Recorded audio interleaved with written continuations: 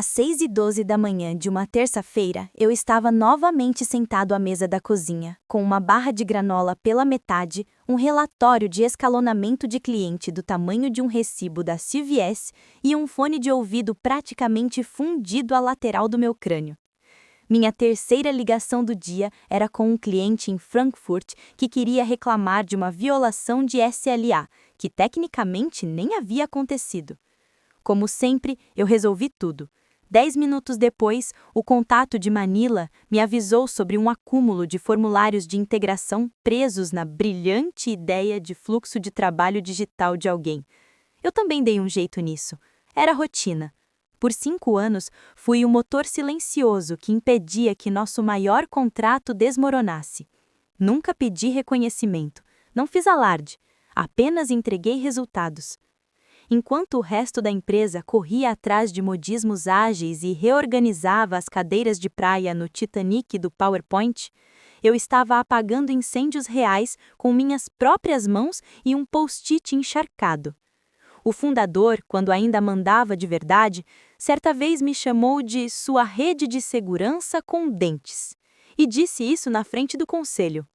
Eu ri na hora, mas sabia exatamente o que ele queria dizer. Eu era quem impedia tudo de sair do controle. Se você concorda, talvez clique naquele botão de curtir, ou até se inscreva. Afinal, 95% de vocês só assistem até o final mesmo. Isso realmente ajuda a equipe por trás das cortinas a continuar trazendo essas histórias. Certo, chega de propaganda. Vamos voltar aos destroços. A verdade é que o controle silencioso funciona, até que alguém ache que gritar é o mesmo que liderar. E aí surgiu Chase. Ele apareceu como um canhão de confete saído de um catálogo da NBA. Dentes brancos, mocassins sem meias, uma fixação por planilhas e um ego tão grande que merecia um fluxo de integração próprio. O pai dele, velho amigo de golfe do fundador, mexeu os pauzinhos para colocá-lo no cargo de vice-presidente de operações antes mesmo que ele soubesse o que era conformidade. Cruzei com ele no corredor no segundo dia. Estava tentando conectar o celular à impressora do escritório. Disse algo como: "Você deve ser a Susan. Ouvi dizer que você praticamente é essa conta." Sorri. Nós dois sabíamos que aquilo não era um elogio. No começo, ele era só charme e apertos de mão constrangedores. Mas, em um mês, começaram as reuniões das quais, de repente, eu não fazia mais parte. E-mails enviados a clientes sem revisão. Mudanças de processo que ignoravam completamente as cláusulas do contrato, como se a gravidade fosse opcional. Ele me colocava em cópia em anúncios que afetavam minha equipe e depois fingia não me ouvir quando eu pedia explicações. Em determinado momento, chamou meu trabalho de bagunça operacional herdada num canal do Slack da empresa. Eu sequer fui marcada. Virei motivo de piada. E o pior é que as pessoas começaram a ouvi-lo, porque ele tinha um cargo, um queixo quadrado e um slide com a palavra sinergia em fonte 42. Ele usava confiança como se fosse perfume. E a maioria dos executivos, cansados ou distraídos demais, deixava que ele espalhasse isso por toda parte. Enquanto isso, eu seguia trabalhando, gerenciando o cliente, apagando crises nas ligações da manhã, virando noites revisando documentação técnica e checando as entregas linha por linha, para que nada pegasse fogo. Minha equipe sabia o que estava acontecendo, mas fomos instruídos a nos alinhar à visão do Chase e embarcar na tal transformação. Que transformação? Pegar uma conta estável e lucrativa e jogá-la num liquidificador chamado otimização de custos. Eu não confrontei. Ainda não. Observei e documentei. E quando ele chamou meu fluxo de trabalho de inchado, eu apenas sorri e assenti. Deixei o garoto se virar sozinho. Mas admito, na terceira vez que fui cortada de um projeto, senti aquilo rastejar no peito e sussurrar: "Eles não querem mais você aqui." Mesmo assim, eu ainda tinha poder. Eles só não sabiam disso. E Chase, ele estava prestes a descobrir o que acontece quando você confunde silêncio com submissão. Na primeira vez que Chase reescreveu meu cronograma de projetos sem me consultar, Achei que fosse um erro de principiante. Na segunda, imaginei que fosse puro ego. Na terceira, quando ele redirecionou uma fatura de 4 milhões de fornecedores para força-tarefa ágil de um amigo, percebi que não era inexperiência, era puro privilégio fantasiado de blazer da J.C. Crew. Chase não perguntava, ele decretava. Certo dia, entrei e encontrei uma nova ferramenta de fluxo de trabalho instalada para minha equipe, sem aviso, sem testes, sem checagem de integração. Apenas um link no Slack com a legenda "Testem. É mais limpo, bem mais limpo". Nem sequer tinha controle de versão dos documentos. Os analistas perderam 3 horas só tentando descobrir como enviar os PDFs corretos. Apontamos os riscos. Eu apontei várias vezes. Mantive uma checklist.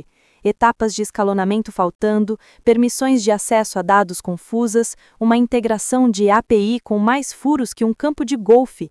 Enviei para o jurídico, dei uma cópia a ele. Chase respondeu uma única vez. Vamos resolver na hora. Velocidade acima da perfeição, Susan. Velocidade acima da perfeição. Ótimo slogan para uma pizzaria. Péssimo para um contrato de serviço multimilionário com cláusulas de clawback. E então, veio o e-mail. Aquele que ele mandou para todo o departamento. O assunto: Eficiência Operacional Fase 2. No 4º parágrafo, lá estava a pérola. Alguns processos antigos permanecem devido à resistência interna de membros da equipe apegados a métodos ultrapassados. Agradecemos a paciência enquanto modernizamos nossos métodos. Ele não me citou nominalmente, mas convenhamos, eu era a única líder de operações restante desde a integração do contrato original. Foi um tapa na cara, disfarçado de post-it passivo-agressivo. Um dos meus analistas júniores me mandou uma mensagem logo em seguida. Era sobre você? Eu não respondi. Em vez disso, abri o contrato do cliente, porque Chase já andava comentando sobre terceirizar a implementação do projeto para fora do país. Segundo ele, isso economizaria 30% e deixaria tudo mais enxuto para os investidores. Não importava que o SLA do cliente exigisse um líder de escalonamento baseado nos Estados Unidos, nem que eu tivesse sido nomeada oficialmente para esse papel, e muito menos que houvesse uma cláusula escondida, 3 páginas abaixo, incluída em 2020 no caos da pandemia, vinculando a continuidade do contrato à presença do pessoal nomeado. Pessoal nomeado, no caso, eu. Quando mencionei o assunto casualmente numa reunião de liderança, Chase ignorou. Vamos pedir ao cliente para mudar isso. Linguagem antiga. Perguntei se o jurídico havia revisado o novo plano. Ele apenas sorriu e disse: o jurídico trabalha para a gente. Eles vão aprovar. Eu podia ter rido, mas não ri. Apenas adicionei a cláusula aos favoritos e enviei uma mensagem discreta ao jurídico com o assunto Relembrete 6.4b, mencionando os termos de pessoal e continuidade. Sem comentários, só o texto da cláusula e o registro de data e hora. A partir daí, as coisas aceleraram. Fui retirada das ligações semanais com o cliente. Chase mandou no meu lugar o gerente de sucesso do cliente, um cara até simpático, que achava que SLA significava agilidade no nível de serviço. O cliente percebeu? Claro que percebeu. Cadê a Susan? Perguntaram em mais de uma ligação. Ah, ela está cuidando de otimização interna, a equipe respondia. Eu estava 3 andares acima deles, observando, ouvindo, esperando. A tensão começou a crescer, não em explosões, mas nas conversas que paravam de repente quando eu passava, nos silêncios educados, nos convites vagos para reuniões que até pouco tempo atrás eu mesma liderava. Eu estava sendo apagada a cada nova atualização do calendário, mas não se apaga alguém como eu tão facilmente. Você não passa 5 anos construindo um sistema com suas digitais em cada função só para ser ignorada por um nepotista com MBA e obsessão por Trello. Então, fiquei quieta. Deixei que erguessem o castelo de areia deles, deixei que movessem as peças, deixei que esquecessem que a base tinha meu nome gravado em tinta permanente. Era o vídeo trimestral, aquele show corporativo onde todo mundo aparece de terno e sorriso ensaiado. Você sabe como é.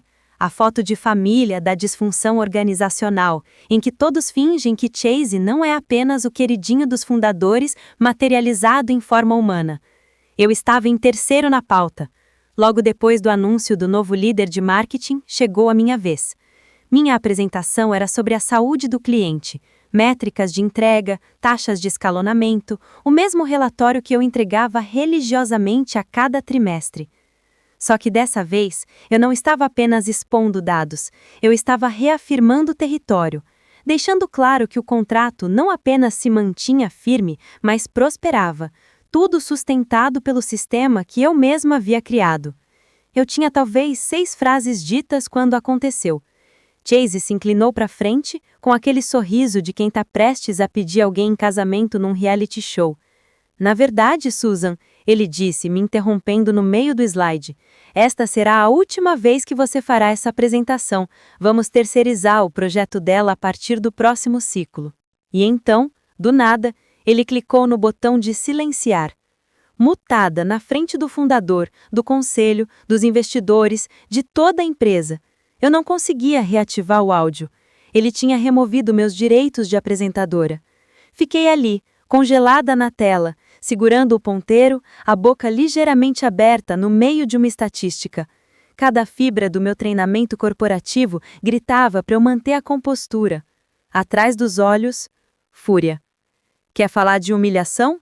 Experimente ver seu legado sendo apagado como um quadro branco na frente de 137 colegas e 3 acionistas, enquanto o plano de te substituir é anunciado como se fosse o lançamento de um novo produto. Quer falar de raiva? Experimente ser silenciada, ao vivo, sobre um projeto que carrega suas impressões digitais, enquanto um sujeito que ainda encaminha e-mails para si mesmo como backup chama isso de vitória em eficiência. O que Chase não sabia era simples. Se ele desligasse meu microfone, eu afiava a minha mira. Eu não disse nada, não reagi. Apenas encarei a câmera como se ela me devesse dinheiro. E então, fechei o laptop. Zoom no meio, sorriso cortado no meio, sumiu. Deixei o silêncio no ar. Deixei que ele tropeçasse pelo resto do meu relatório como um bêbado tentando ler um mapa de tesouro.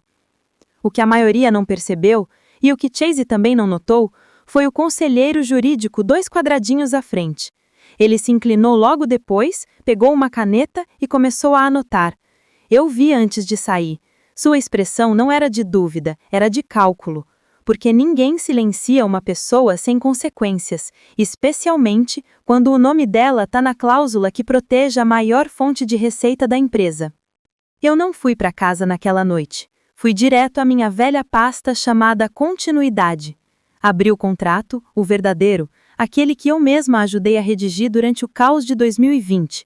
Um contrato que dizia, de forma clara e jurídica, que se eu pedisse demissão voluntária, o cliente poderia rescindir o acordo, sem taxas, sem arbitragem, sem atrasos previstos na cláusula 22. Eu era a peça central. E agora, toda a empresa tinha visto Chase anunciar minha irrelevância publicamente, diante de testemunhas, sobre uma licença de Zoom que registrava tudo. Foi então que comecei a planejar, não por vingança, mas por libertação. Era abril de 2020. O mundo estava remendado com fita adesiva, fermento natural e memes sobre papel higiênico. Nosso maior cliente ameaçava abandonar o contrato se não providenciássemos um líder dedicado ao escalonamento. Lembro-me de estar no quarto de hóspedes, transformado em minha sala de guerra, em uma ligação com a chefe de gerenciamento de riscos, uma mulher chamada Tânia, que não tolerava tolos nem atrasos. Suas palavras exatas foram: precisamos de continuidade. E completou: Susan, não apenas no cargo, mas pessoalmente, manteve essa operação viva. Se você sair, nós saímos. Na época, eu estava tão atolada em prazos que nem percebi o quão rara era aquela frase. Procurei o jurídico. Elaboramos a cláusula. Modelo padrão no início. Recurso de escalonamento dedicado. Sujeito a acordo mútuo. Blá, blá, blá. Mas Tânia respondeu com o texto em vermelho, adicionando 3 palavras. Susan Reynolds. Nosso advogado levantou uma sobrancelha. Está certeza? Perguntou. Está vinculando a uma pessoa, não a um cargo.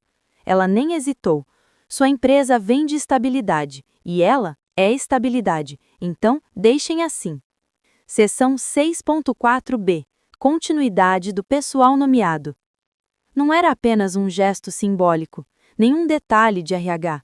A cláusula dava ao cliente o direito unilateral de encerrar o contrato sem multa se eu pedisse demissão. Não se fosse demitida, se eu renunciasse. Eu não pensava nisso havia anos. Era só mais uma das 1000 camadas de proteção que havíamos incluído quando o mundo pegava fogo.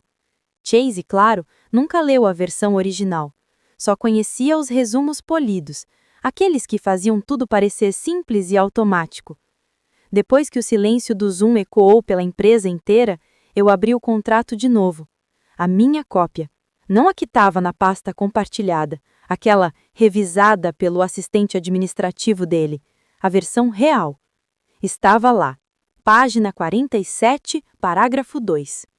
Se Susan Reynolds, responsável pelo escalonamento, pedir demissão voluntária, o cliente reserva-se o direito de rescindir este contrato imediatamente, sem qualquer obrigação, aviso ou penalidade financeira. Você já leu uma frase que fez seu sangue gelar e logo em seguida ferver? Eu fiquei encarando aquelas palavras por um bom tempo. Depois tirei uma captura de tela. Salvei uma cópia em PDF. Enviei ambas para o meu e-mail com o assunto 6.4b, Segurança. Sem dizer nada, acessei o repositório jurídico seguro ao qual todos nós tínhamos acesso, ou, como brincávamos, a pasta CYA. Enviei o contrato completo, sem alterações. Adicionei uma observação nos metadados da versão original, executado em abril de 2020. Não mandei aviso, não anexei comentários ácidos, apenas deixei o arquivo lá, carimbado com data e hora, respirando em silêncio no canto do servidor corporativo, esperando. Na manhã seguinte, cheguei ao escritório com 2 cafés, um para mim e outro para ninguém em especial. Cumprimentei a recepcionista, conversei com o cara da portaria sobre o elevador quebrado, fiz o papel direitinho. Mas algo havia mudado, porque conhecimento é uma coisa, influência é outra. E naquele momento eu tinha as duas, misturadas com calma e estratégia. Ele tinha um botão de silenciar. Eu tinha uma cláusula. Vamos ver qual dos dois sobrevive no tribunal. O RH me chamou 2 dias depois da emboscada no Zoom, com a voz trêmula como se tivessem ganhado uma loteria em meio a uma negociação de reféns. Entrei com um café gelado na mão e sentei como se não tivesse nada mais urgente para fazer, porque tecnicamente não tinha. Chase já tinha eliminado metade das minhas atribuições. A representante de RH, a Dana, começou com o clássico discurso corporativo. Oi, Susan, só queríamos retomar a ligação de terça-feira. Acho que pode ter havido um pequeno mal-entendido. Eu deixei o silêncio se estender até o desconforto tomar conta. Ela tentou de novo. Sobre o anúncio do Chase, ele não quis dizer aquilo de forma pessoal. Sabe, ele ainda é novo por aqui, está tentando se adaptar ao jeito das coisas. Pisquei. Ele me calou bem ali, na frente do quadro, Dana. Ela me deu aquele sorrisinho padrão de RH, o tipo que diz: por favor, não nos processe, apenas absorva esse abuso emocional como parte do time. Em seguida, ela estendeu o galho de oliveira. Talvez pudéssemos apresentar essa transição como uma mudança estratégica, queremos mantê-la envolvida durante a transferência. Tomei um gole do meu café. Vão me demitir? Ela abriu a boca e depois fechou. Não, claro que não. Você continua empregada. Nós valorizamos o seu trabalho. Tradução? Esperamos que você não transforme isso em um problema. Levantei-me e foi o fim. Do lado de fora daquela salinha envidraçada de conciliação do RH, minha equipe já começava a se desintegrar. Jake, meu analista sênior, me abordou perto dos elevadores. Susan, o pessoal está surtando. Ouviram falar da cláusula. É verdade? Fiz uma pausa. O que exatamente você ouviu? Que o cliente pode sair sem penalidade se você pedir demissão. Não confirmei nem neguei. Apenas disse para ele manter a calma e não mandar nada por e-mail pessoal. Não vamos dar a eles uma desculpa para iniciar auditorias de segurança, falei. Então, chegou a mensagem. Um advogado júnior, inteligente, nervoso, provavelmente ainda pagando a faculdade, me encurralou no corredor como se tivesse esbarrado em uma cena de crime corporativa. A voz dele era baixa, os olhos arregalados. É verdade, a seção 6.4b diz que perdemos o contrato se você sair? Não gaguejou. Você devia conferir a página de assinatura. Ele conferiu. Em poucas horas, a pasta jurídica compartilhada estava lotada de visualizações, como uma thread do Reddit que viralizou. O carimbo de data e hora do meu upload estava lá, cristalino, assinado, ainda válido, ainda em vigor. O relógio agora corria. As pessoas cochichavam. O cliente havia ficado suspeitosamente quieto. E o Chase começou a postar frases motivacionais no Slack como se tivesse acabado de descobrir o Gary Vee. Então, comecei a agir. Preparativos finais, sem drama. Esvaziei minha mesa, não com raiva, mas com a eficiência silenciosa de quem empacota os últimos vestígios de uma era. Uma bolinha anti-estresse, uma foto da minha sobrinha, minha caneca favorita com os dizeres Rainha das Operações, em letras douradas desgascadas. Limpei o teclado, apaguei o cache do navegador e deixei a mesa impecável. Deixei que imaginassem que eu só tinha saído para almoçar.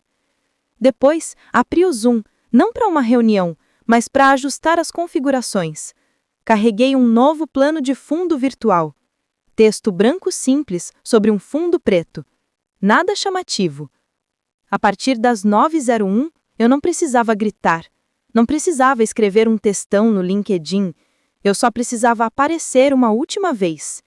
Deixá-los ver com os próprios olhos.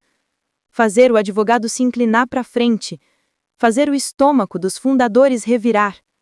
O pavio estava aceso, e eu já me afastava do prédio. A próxima reunião geral estava marcada para as 9h em ponto.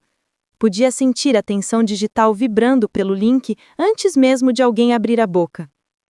As câmeras piscavam como refletores de palco. Conselheiros, chefes de departamento, algumas almas corajosas do sucesso do cliente, todos fingindo não saber dos rumores que corriam durante a semana.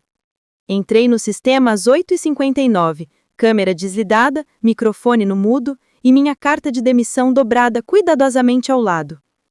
Às 9h, Chase abriu a espetáculo. Boa tarde, pessoal. Estou empolgado para compartilhar os resultados da nossa nova estratégia enxuta. Já estamos vendo retornos com a operação offshore, menos custos, entregas mais precisas e muito mais escalabilidade. Observei seu reflexo na tela, os olhos deslizando rápido, lendo um roteiro disfarçado de improviso. Ele estava prestes a começar uma sequência de slides sobre sinergia e velocidade quando liguei minha câmera. Sem cumprimentos, sem sorrisos, sem palavras, apenas eu, olhando direto para a lente, como se encarasse cada pessoa naquela chamada. Na minha mão direita, meu crachá de funcionária, o mesmo que usei todos os dias nos últimos 5 anos, balançava como uma tábua de salvação cortada. Na esquerda, uma carta de demissão assinada, segura à altura do ombro, assinatura visível, data e hora também. E atrás de mim, o fundo preto com letras brancas, tudo em maiúsculas. A partir das 9h01, não pisquei, não sorri, não me vangloriei. Só deixei o silêncio se estender. O ambiente parecia um sistema de baixa pressão prestes a colapsar. Alguém tossiu, outro deixou a caneca cair. Chase travou no meio da frase, os olhos grudados na tela onde eu agora ocupava o centro do palco. Susan, ele disse, a voz trêmula, podemos discutir isso offline? Cliquei no mudo. Não para me interrompê-lo, para me calar. Eu não ia lhe dar o prazer de transformar aquilo numa conversa. Ele não merecia minhas palavras. O advogado estava 2 quadradinhos à frente, na visualização em galeria. Conselheiro geral, barba grisalha, sempre impassível, sempre distante. Até agora. Seu corpo se inclinou para frente, o olhar desviando para a carta, pausa breve e depois direto para o quadrado dos fundadores, que notavelmente não tinham câmera ligada, apenas as iniciais MJ, Vi tudo acontecer em menos de 5 segundos. Chase seguiu falando, algo sobre novas estruturas de liderança, fingindo que eu não tinha acabado de detonar a sala, mas ninguém ouvia. O Slack acendia no canto da tela, mensagens privadas, grupos. Um analista me escreveu: "Você realmente saiu?" Não respondi. Segurei o encadramento por mais 30 segundos. Deixei que absorvessem, que sentissem. Então, com o tempo perfeito, cliquei em encerrar reunião para mim. Deixei todos ali, flutuando no silêncio desconfortável da própria arrogância. Em uma chamada de Zoom, onde a voz mais relevante tinha acabado de se desligar para sempre. 9h01. O exato momento em que a cláusula foi ativada. Assim que me desconectei, o chat da empresa pegou fogo. Como se alguém tivesse jogado uma bomba Molotov digital no Slack. As conversas explodiram com uma rapidez que eu nunca tinha visto. Ela pediu demissão mesmo? Aquele era o crachá dela? A cláusula existe de verdade? Pânico disfarçado de profissionalismo. Emojis tentando suavizar o caos. Num canal, alguém postou uma captura do meu fundo de Zoom. No outro, o link da pasta jurídica onde o contrato completo do cliente estava guardado. Datado, intacto, até então. O fundador, Michael, assistia à reunião do escritório na Flórida, câmera desligada, provavelmente ainda de roupa de golfe. Ninguém notou que ele estava presente até o jurídico empalecer e encarar o quadrado dele. "Ela não fez isso", murmurou Michael, quase para si mesmo. O conselheiro-geral, Tom, ajustou os óculos, os olhos ainda fixos no ponto onde meu quadrado havia sumido. Diz que ela não pediu demissão. Ninguém respondeu, porque todos sabiam que sim, eu pedi. Tom não esperou a autorização. Saiu da sala no meio da fala, telefone já discando. Que se dane o protocolo. Não era simulação. Quando chegou a Tatânia, chefe de gestão de riscos do cliente, a notícia já tinha se espalhado. "Estou ligando para esclarecer a situação profissional da Susan. Relilisco." Formal. Tânia nem tentou ser diplomática. "Então ela realmente se foi?" Tom hesitou. "Ainda estamos avaliando." "Não estamos. Estamos revisando nossas opções e sem Susan não temos nenhuma." E foi isso. Anos de estabilidade, confiança e reputação corporativa resumidos em uma única frase. Ela não gritou, não ameaçou, apenas acionou a cláusula 6.4b. A mesma que ela havia defendido durante a pandemia. A mesma que todos nós tratamos como uma cláusula de conforto para um cliente nervoso. Mas não era conforto, era uma alavanca, escrito, vinculativo e agora ativado pelo meu silêncio. Dentro da empresa, o caos tomou conta. Chase tentou continuar falando depois que me desconectei, mas dava para ver sua confiança se esfarelando em tempo real. Os membros do conselho no Zoom pararam de sorrir. Um dos investidores encerrou o vídeo sem dizer nada. Outro perguntou: "Quem vai assumir as responsabilidades dela hoje?" Chase piscou. "Temos cobertura com o time offshore."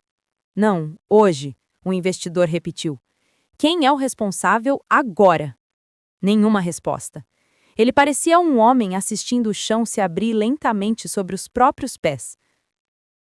Enquanto isso, eu já estava de volta ao meu apartamento, descalça, vendo a chuva escorrer pela janela. Preparei um sanduíche, coloquei um podcast para tocar e deixei o caos acontecer sem mim. Tranquila, desconectada, fora de alcance, porque eu já sabia o que eles ainda não sabiam. Você não se recupera depois de humilhar publicamente a pessoa nomeada em contrato ao vivo. Você não silencia a única figura cuja existência o próprio contrato exige. E com certeza não faz isso achando que não vai pagar o preço. Ele passou tanto tempo fingindo que eu não importava, até o dia em que parei de fingir que me importava. 21h13 depois de eu mostrar minha carta de demissão no Zoom, o cliente enviou o aviso formal de rescisão. O assunto dizia apenas: ativação da cláusula 6.4b, rescisão imediata do contrato. Sem negociação, sem ligação desesperada pedindo reconsideração, apenas um e-mail frio, direto, jurídico, confirmando que a conta mais valiosa da empresa, de 14 milhões de reais anuais, tinha evaporado. A confiança dos investidores não vacilou, desabou. Ao meio-dia, 2 membros do conselho cancelaram suas agendas, alegando questões internas urgentes. Um deles encaminhou uma mensagem em cadeia para o departamento jurídico exigindo saber qual gênio aprovou aquela transição sem um plano de sucessão. O nome de Chase apareceu 5 vezes só no primeiro parágrafo. No Slack, o canal da liderança ficou mudo, sem mensagens, sem reações, apenas um silêncio denso e sufocante. O tipo de silêncio que toma conta de uma casa depois que alguém bate a porta e vai embora para sempre. Chase, ele tentou. Às 2 da tarde já estava em modo controle de danos, tentando vender a perda para os funcionários e clientes restantes como uma simples rotatividade. Lamentável, mas administrável. Chegou a disparar um e-mail para toda a empresa, mal formatado, com o título Mudança traz oportunidade. Terminava com uma citação de um blogueiro de tecnologia. No caos, há oportunidade. Felizmente para ele, o caos também traz consequências, porque o jurídico não estava colaborando. Tom, o mesmo conselheiro jurídico que tentou intervir durante a minha saída, agora o contradizia abertamente em teleconferências com investidores. Quando perguntaram se o contrato foi perdido por causa da minha demissão, ele não enrolou. Sim, respondeu sem hesitar. Cláusula 6.4b, ativada. Era válida, vinculante e foi ignorada pela diretoria apesar dos inúmeros alertas. Ele não precisou citar nomes. Não era apenas dinheiro, era reputação. A conta mais preciosa dos fundadores, construída ao longo de 5 anos de suor, noites sem dormir e uma sequência de milagres silenciosos, tinha sido pulverizada por um clique no botão de mudo e pelo ego inflado de um garoto mimado. Ao cair da noite, o Twitter corporativo já estava fervendo. Alguém vazou um post vago. VP silencia líder de operações em reunião ao vivo no Zoom. Depois de 24 horas, o maior cliente some. Mistério resolvido. O tweet alcançou 12 mil curtidas em 2 horas. Recebi uma mensagem de Clara, uma das minhas ex-gerentes de produto que saiu 6 meses antes. Você destruiu eles com um gesto lendário. Depois veio outra, do Jake. Eles estão andando pelo escritório como se fosse uma cena de crime. E ainda outra de alguém que eu nem conhecia. Cláusula 6.4b, execução impecável. Não respondi a nenhum deles. Eu estava ocupada montando um novo plano de integração para outro cliente. Novo mesmo, um que havia me ligado naquela manhã, oferecendo um contrato de consultoria de curto prazo. Eles viram as consequências. Entenderam o valor. Queriam a pessoa que compreendia o sistema, não o garoto que o destruiu. Eu já não sentia raiva. Isso tinha evaporado dias atrás. Restava só aquela sensação vítrea de vingança, a paz de quem sabe que estava certa o tempo todo e deixa o mundo perceber sozinho. Terceirizaram meu projeto, mas se esqueceram de um detalhe. Eu era a única peça que não podiam substituir. O e-mail vazou 3 dias depois. Ninguém soube quem o enviou. Uns diziam que foi um estagiário de TI, outros que alguém do financeiro simplesmente cansou. Não importava. O e-mail do conselho atingiu a empresa como um tijolo atravessando uma vitrine. Assunto: você silenciou a pessoa nomeada. Sem saudações, sem rodeios, só fúria e fatos. Michael, o fundador, já estava exausto de fingir controle. Permaneceu calado durante a maior parte da crise, escondido atrás de notas oficiais e discursos vazios, mas agora, com o M&A indo para o ralo e os investidores ligando sem parar, ele estava acabado. O e-mail não era endereçado a Chase, era sobre ele. Confiamos a ele a continuidade e, em troca, ganhamos ego. Você não silencia a cláusula no meio de uma reunião e acha que sai impune. Você calou a pessoa nomeada. Você assinou a própria sentença com um sorriso arrogante. Quando a empresa tentou apagar o incêndio, as capturas de tela já estavam circulando em grupos e alguém transformou tudo em meme. O rosto de Chase virou o cachorro do "This is fine", cercado de pastas de contratos pegando fogo.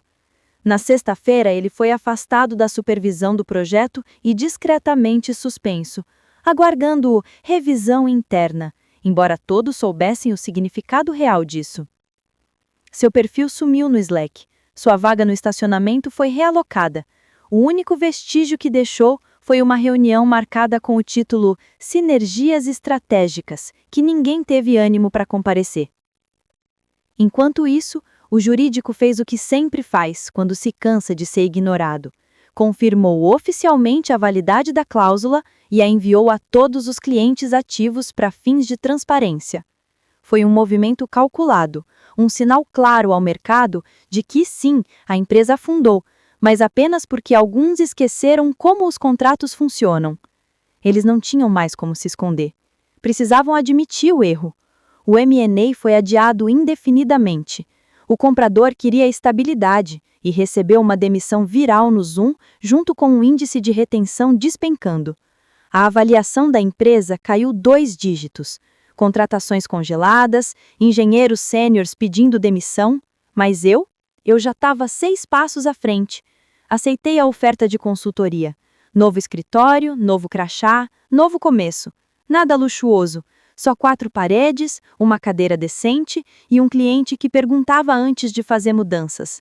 Naquela terça-feira de manhã, chegou um buquê. Rosas vermelhos escuro, simples e elegantes, sem cartão. Apenas um bilhete dobrado sobre a fita. Se quiser voltar, faremos do seu jeito. Não sorri, não criei, apenas guardei o bilhete na gaveta, ao lado de uma cópia da cláusula que eles esqueceram. Engraçado. Eu nunca precisei levantar a voz, só garanti que, no fim, me ouvissem. Essa história mostra que o verdadeiro poder corporativo não está apenas nos cargos ou nos botões de mudo durante reuniões estratégicas. Está no conhecimento, na preparação e na antecipação dos eventos. Susan Reynolds entendeu seu valor e o do seu trabalho, protegendo-o através de uma cláusula que a empresa subestimou por arrogância. A narrativa evidencia que confiança, paciência e estratégia muitas vezes superam impulsos e arrogância momentânea. Além disso, reforça a importância de saber quando agir e como transformar uma situação de humilhação e desrespeito em vantagem, lembrando que decisões aparentemente pequenas podem ter impactos gigantescos na carreira e na trajetória de uma empresa. Nunca subestime o impacto de regras, contratos e cláusulas que parecem pequenas. A história de Susan mostra que proteção estratégica e atenção aos detalhes podem ser a diferença entre ser silenciado ou manter o controle de sua carreira. Arrogância e a tentativa de apagar alguém valioso podem gerar consequências inesperadas e irreversíveis. Além disso, evidencia que paciência e planejamento superam reações impulsivas. Um profissional preparado que conhece seu valor e as proteções legais de sua função pode transformar situações de aparente derrota em oportunidades, ensinando que a justiça corporativa nem sempre é imediata, mas é inevitável quando as regras são respeitadas. Agora me diz. Se você estivesse no lugar de Susan, teria agido da mesma forma ou tentado outro caminho? Você acha que a cláusula 6.4b foi a maior arma de Susan ou apenas um detalhe estratégico dentro de um plano maior? Escreve aqui nos comentários, eu quero muito saber. E não esquece, deixa também o seu comentário com uma classificação de 1 a 10 para mostrar o quanto você gostou, porque assim eu consigo trazer mais vídeos que sejam interessantes para você. Se você curtiu essa história de poder e estratégia corporativa, não esquece de curtir o vídeo e se inscrever no canal para mais histórias intensas como essa.